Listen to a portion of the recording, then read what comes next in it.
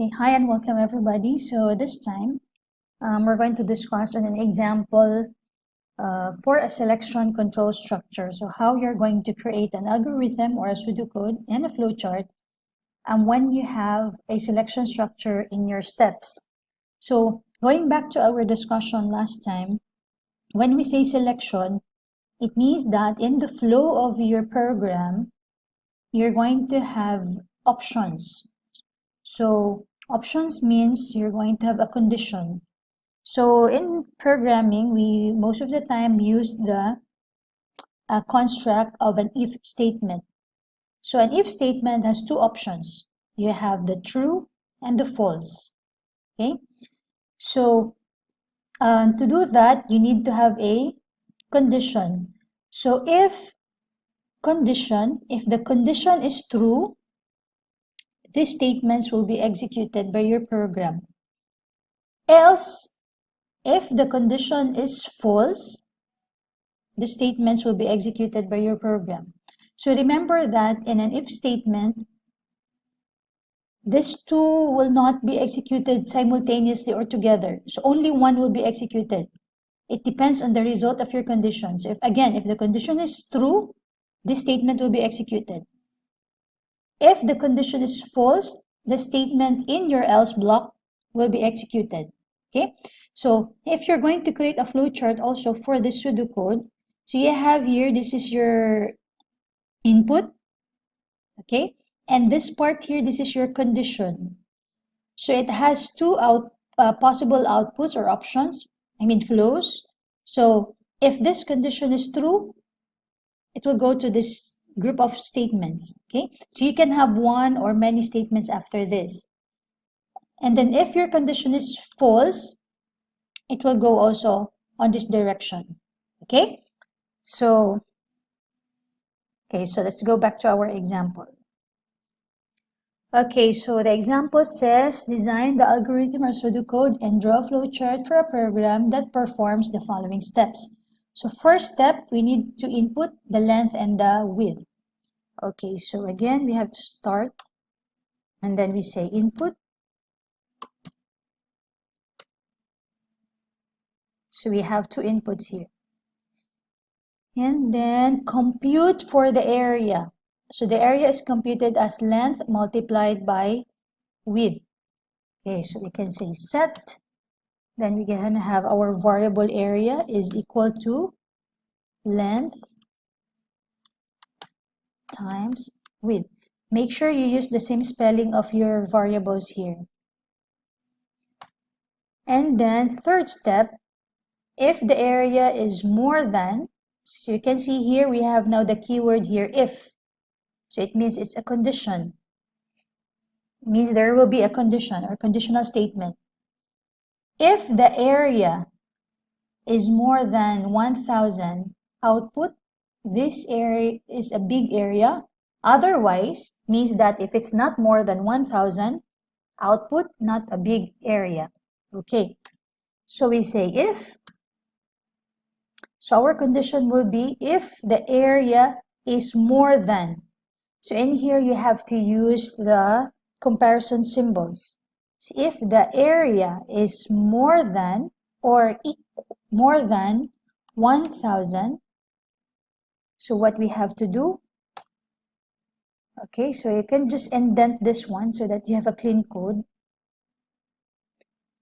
So what you have to do, if the area is more than 1,000, you will output, this is a big area. So I will say output, this is a big area. Okay. So else, so remember in our program structure, in our if statement structure, if, else. So in our else part, we say otherwise. Otherwise means if not. Okay, so else. Output, not a big area. So I will say here, output, not a big area. Okay, then we always close our if statement. So end if. So this is our if block. okay, or if statement. So again, if the area is more than 1,000, output, this is a big area. Else, if not, it means that it's less than 1,000. Output, this is not a big area. Okay, so we have 3 steps in our algorithm. And then, so it means now we can stop. Okay, so that is our pseudocode. So let's now go to our flow chart. Okay, so same steps. So we have our start.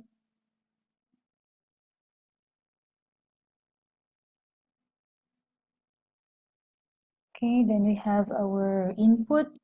So insert.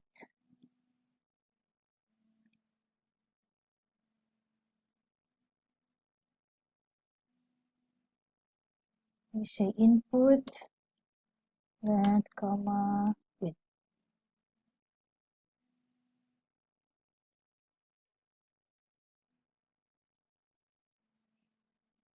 Okay, then we have our if statement. Okay, so our condition. So insert, so the symbol for the condition is, okay, or a decision is this one, the diamond symbol. Okay, so insert.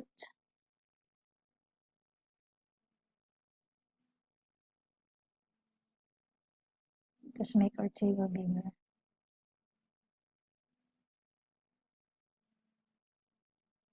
Okay, so inside your decision symbol, you're going to add your conditions.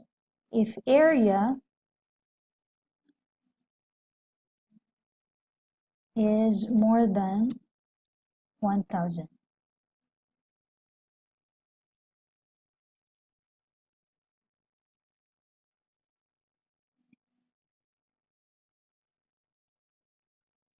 Okay, then, so remember that your decision symbol should only have 2 outputs, the true and the false. So if the true output, this is a big area. So I will just copy this one so it will be faster for us.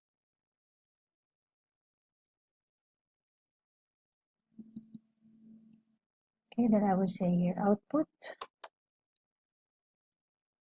This is a big area.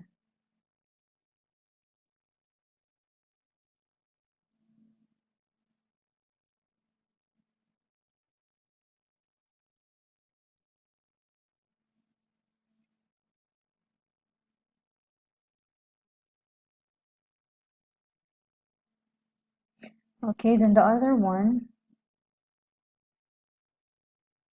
if it is false, okay, so this is now our flow chart. So we have the start, we have the input step, input, length and width, and then we have the condition. Oops, we forgot the process. So we need to add the process first. Okay, so we add the process. So area is equal to the length multiplied by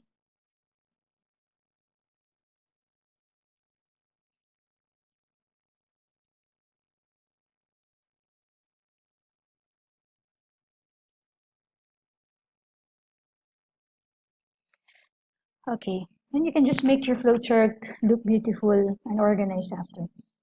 Okay, so we have the start, input, length, and width. We have the area. This is our process. And then we have our decision or the condition. So if the area is more than 1,000, this is the true, and this is the false. And then you have to take note that there should be no no step that doesn't connect directly to your terminal, to your stop or to your end. So for example, if this one, if the flow goes here, if the area is more than 1,000, if this is true, the flow will go here. After that, as you can see, we don't have any arrow following this one. So it means that this is hanging. So you have to create an arrow that will connect this one to your stop or to your end. So let's insert an arrow here. Okay. So you have to make sure that when you make a flow chart, there is no symbol that doesn't connect to your stop or to your end.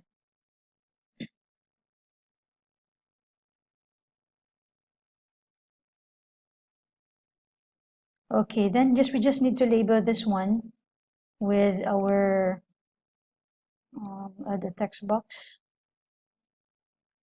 So we need to label this one as our true.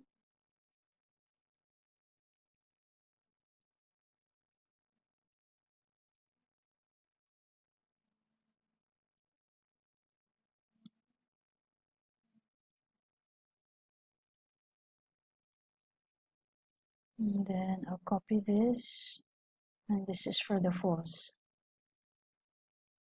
So you need to put a label on your flow where is the true and where is the false. Okay, so this is our complete answer for this example for the selection control structure. Okay, so thank you and goodbye.